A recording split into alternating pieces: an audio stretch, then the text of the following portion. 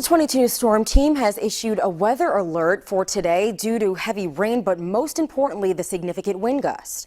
22 News Storm Team meteorologist Kelly Reardon is live to explain what makes them so damaging and what you should be prepared for in future windstorms. Well, it actually has a lot to do with not only the speed of the wind gusts, but the direction they are coming from. A 22 News Storm Team weather alert was issued Monday for the heavy rain, but mostly for the damaging wind gusts.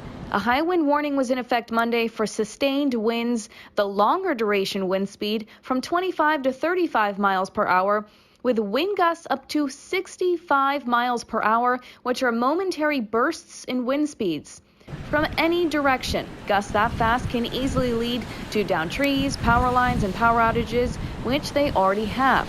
But there is a reason they can be particularly damaging from the south, which is what we experienced Monday compared to the west.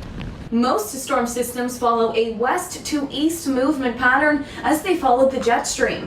Because of that, many trees are more accustomed to that wind and are more resilient against the wind in that particular direction.